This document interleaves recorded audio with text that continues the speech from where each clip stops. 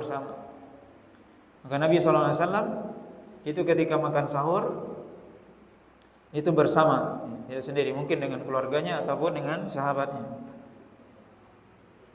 Dan bahkan juga disebutkan dalam riwayat, disebutkan bahwasanya Anas bin Malik itu pada waktu subuh, sebelum waktu sahur itu mencari sahabat pergi. Siapa yang bisa diajak makan sahur bersama Nabi SAW. Kemudian Zaid di sini mengatakan, setelah kami sahur bersama Rasulullah SAW, kemudian kami beranjak untuk sholat, yaitu sholat subuh. Kemudian Anas bin Malik bertanya kepada Zaid, berapa jarak antara keduanya? Itu jarak antara makan sahur dengan sholat subuh. Yaitu qumna ilas sholah, berarti kami melakukan sholat. Berapa jarak antara sahur dengan sholat? Dan sholat ini maksud adalah sholat subuh. Kemudian Zaid mengatakan 50 ayatan, yaitu bacaan 50 ayat. Disebutkan oleh para ulama bacaan 50 ayat.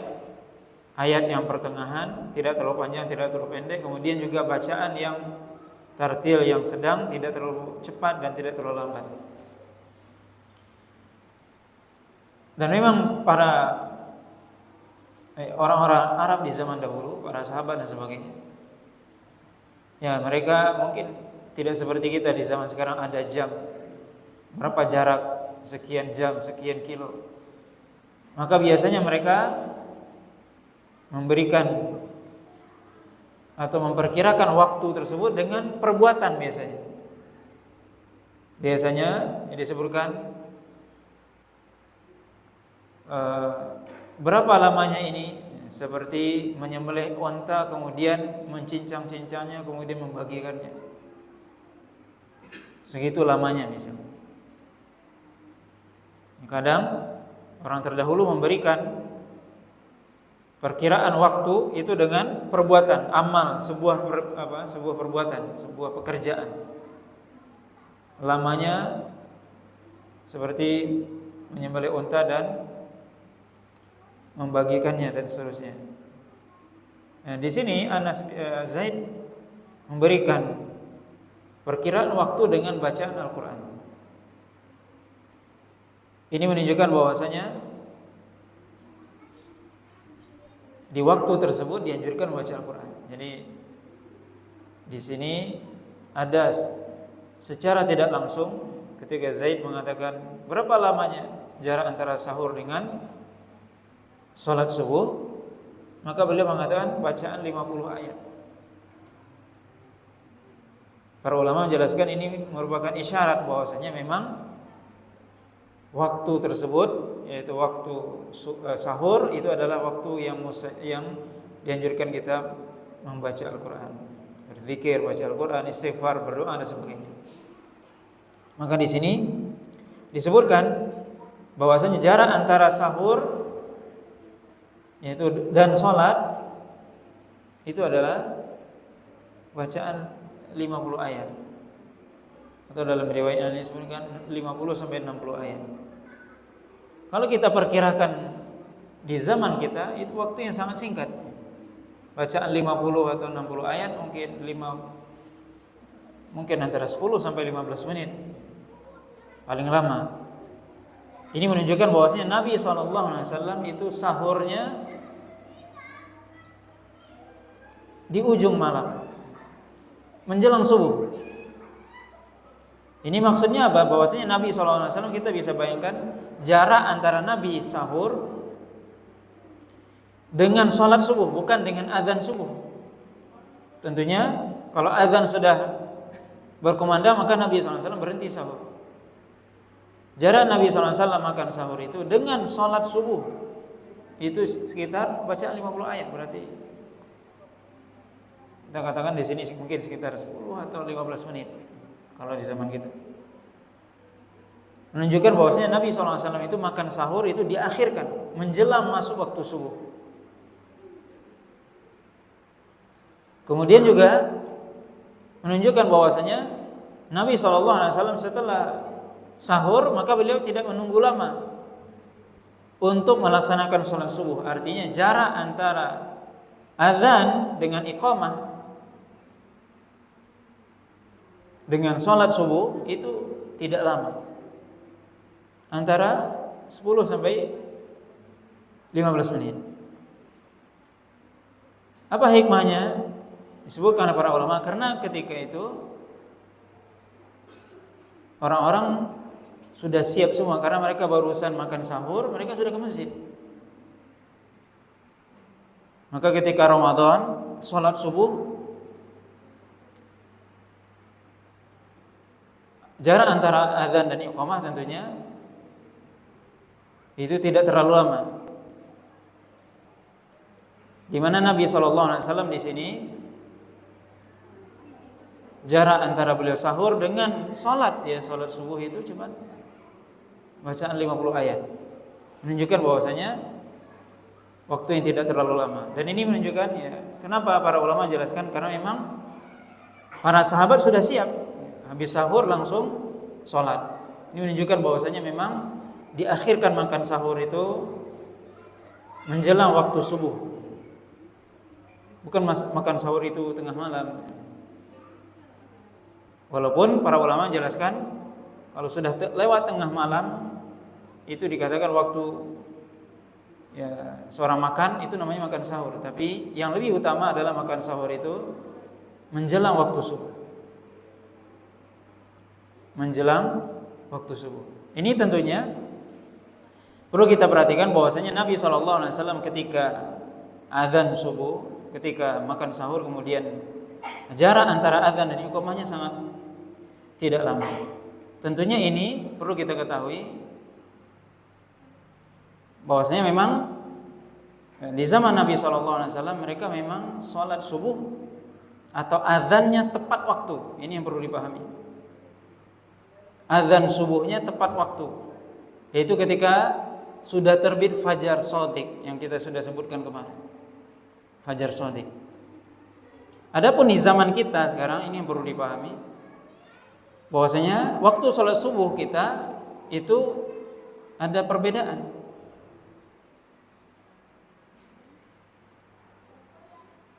Kita sekarang ini ada sedikit perbedaan.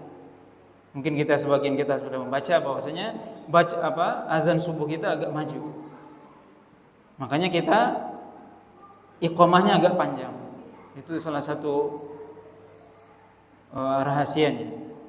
Karena ya khawatir waktu subuhnya belum masuk. Tapi Nabi SAW di sini ini nanti ada yang kenapa kita di sini lama banget? Nabi cuma 10 menit sudah langsung salat subuh. Karena mereka azan subuh di waktunya. Waktu salat subuh tepat mereka azan. Tapi kita ini masih perselisihan. Ada yang mengatakan cepat 10 menit, ada yang mengatakan 20 menit. Azannya di waktu kita sekarang ini.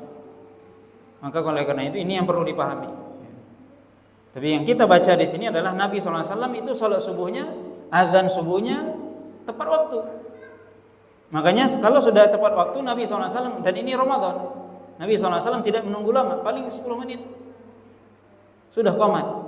Kenapa? Karena orang sudah siap semua, karena sudah bangun semua, barusan selesai sahur. Dan tujuannya sahur diakhirkan supaya orang setelah sahur langsung sholat subuh. Kalau kita sahurnya cepat, habis sahur tidur, nanti subuhnya kelewat, berat untuk bangun lagi. Maka sahur itu diakhirkan 10 menit menjelang waktu subuh. Dan subhanallah Rasulullah SAW apa sahurnya? Sahurnya kurma dan air sudah sebentar. Maka ini bisa kita lihat ya. Ini perlu ya dipahami bahwasanya Rasulullah SAW itu ketika sahur itu mengakhirkan sahurnya menjelang waktu subuh. Menjelang waktu subuh, dan tujuannya adalah salah satu hikmahnya kata para ulama Setelah makan sahur, orang bisa langsung sholat subuh dan tidak tidur lagi. Sebab kalau kita sahurnya tengah malam, jam 2, jam 3, habis sahur tidur, subuhnya kelewat. Maka ini tentunya bukan hal yang baik. Kemudian hadis selanjutnya dari Sahal bin Sa'ad As-Sa'idi radhiyallahu ta'ala anhu anna Rasulullah sallallahu alaihi wasallam qala la yazalun nasu bi khairin ma ajjalul fitra. Bahwasanya Rasulullah sallallahu alaihi wasallam mengatakan senantiasa manusia dalam kebaikan selama mereka mempercepat berbuka. Dan ini merupakan juga salah satu hal yang menyelisih orang-orang ahlul kitab. Di mana orang-orang ahlul kitab mereka biasanya mengakhirkan berbuka. Maka kita di sini dianjurkan mempercepat berbuka. Mempercepat di sini maksudnya tentunya sudah masuk waktunya. Sudah tenggelam matahari, sudah masuk adzan maghrib, maka segerakan berbuka. Nabi SAW mengatakan la yazalun nasu bi khairin ma ajalul fitra. Senantiasa manusia dalam kebaikan. Dan kebaikan yang paling utama adalah mengikuti sunnah Nabi SAW. Dan Allah SWT mewajibkan kita puasa menahan dari terbit fajar sampai tenggelam matahari. Ketika sudah tenggelam matahari, sudah masuk waktu maghrib, maka segera berbuka. Tidak kita akhirkan. Karena Allah SWT menyukai ketika Allah SWT memberikan sesuatu kepada hambanya, maka hambanya langsung menerimanya. Maka di sini Allah SWT mempersilahkan kita makan, menghalalkan kita makan yang tadinya kita dilarang, maka disegerakan. Itu yang Allah sukai. Ini yang dimaksud senantiasa manusia masih dalam kebaikan, karena dia segera menerima apa yang dihalalkan oleh Allah SWT. Dan ini sekali lagi berbeda dengan orang-orang ahlul kitab yang mereka puasa mereka mengakhirkan berbuka. Maka ini sunnah Nabi SAW, mengakhirkan sahur menjelang masuk waktu subuh dan mempercepat berbuka. Mempercepat maksudnya menyegerakan berbuka ketika azan maghrib atau matahari sudah tenggelam, segera, tidak menunggu yang lain.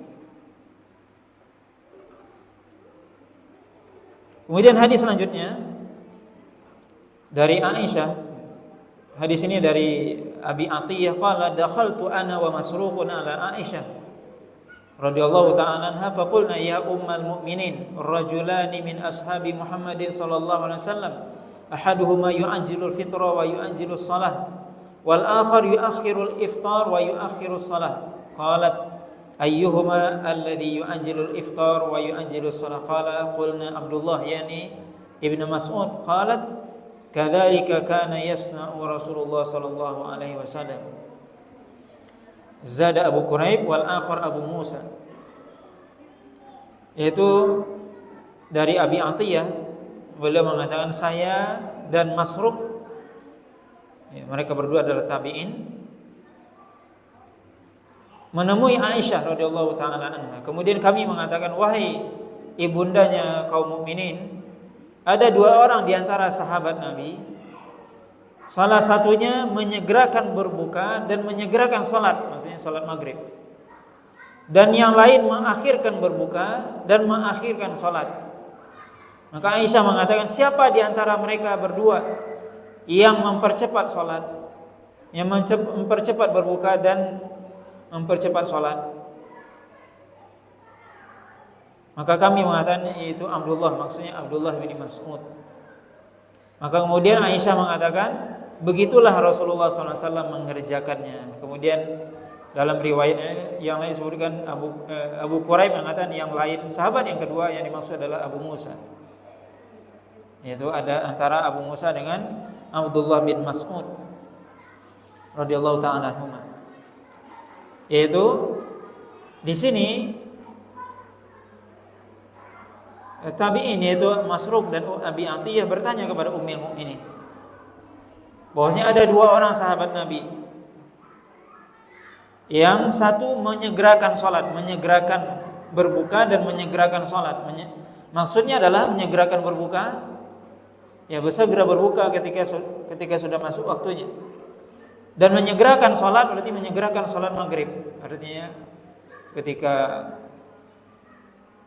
sudah berbuka maka segera sholat, tidak lama. Dan Nabi SAW bagaimana berbukanya? Berbukanya dengan kurma dan air, sudah selesai. Kemudian sholat, tidak lama-lama. Wal akhar yuakhirul iftar wa yuakhir as-salat. Yang lain mengakhirkan iftar, mengakhirkan berbuka dan mengakhirkan salat.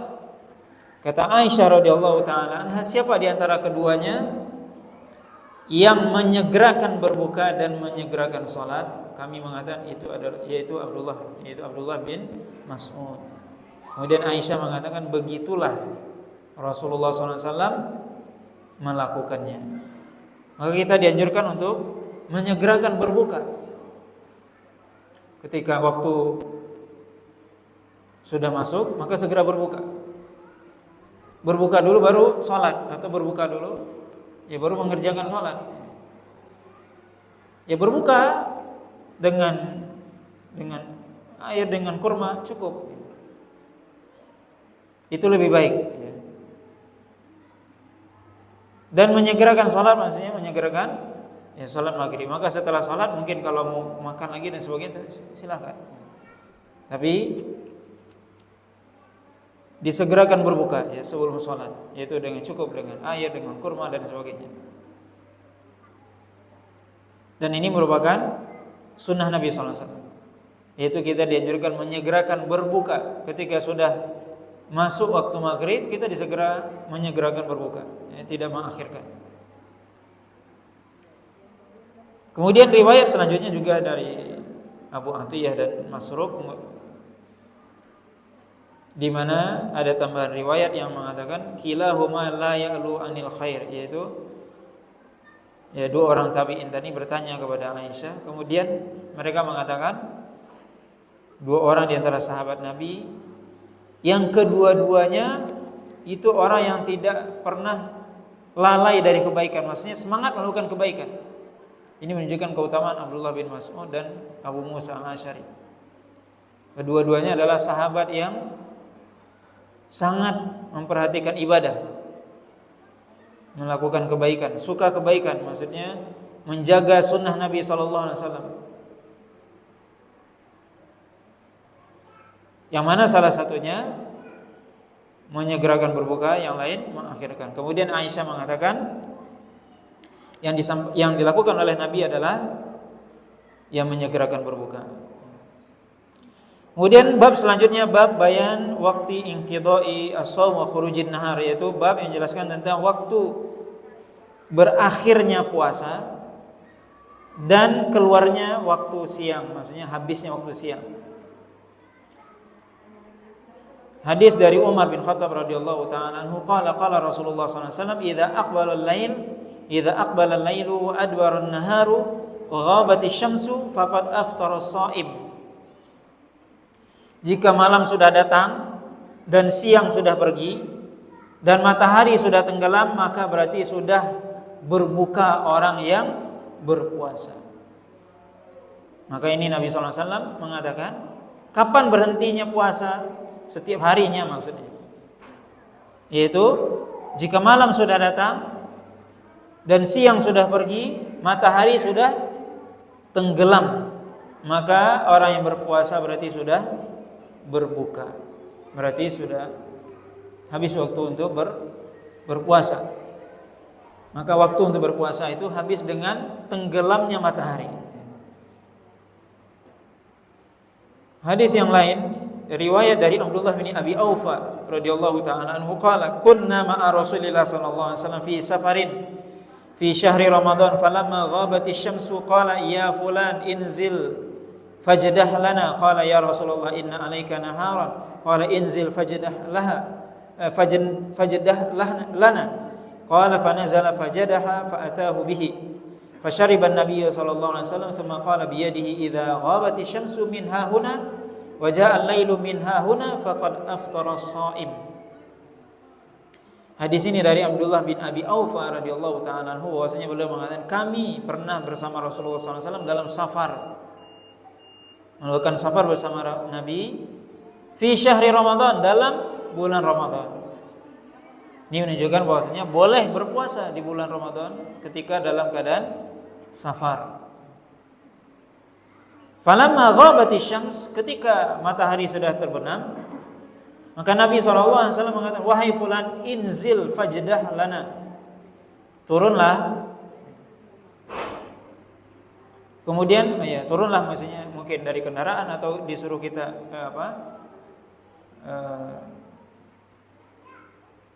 turun, maksudnya untuk mempersiapkan berbuka, maksudnya.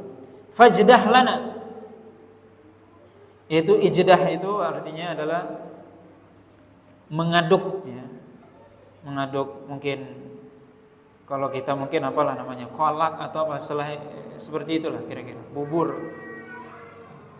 Fajdah lana, yaitu persiapan untuk berbuka. Wahai Rasul, kemudian sahabat tadi mengatakan, alaika naharon, masih terang ini wahai Rasul. Nah, masih terang, kata sahabat tadi. Kata Nabi, inzil fajdah lana, turun, siapkan perbukaan. Akhirnya dia turun. Kemudian jadah itu artinya mengaduk. Fa'atahu bihi, maka kemudian sahabat tadi membawakan sebagian dari minuman tadi. Kemudian fasyariban Nabi SAW, maka kemudian Nabi SAW pun minum. Tsumma qala biyadihi, kemudian Nabi SAW berkata dengan tangannya, memberikan isyarat dengan tangan, idza ghabati syamsu min hahuna, kalau matahari sudah terbenam dari sini, wajah al-lail, dan malam sudah datang, faqad aftara shaim, berarti orang yang berpuasa sudah berbuka. Hadis ini menunjukkan apa?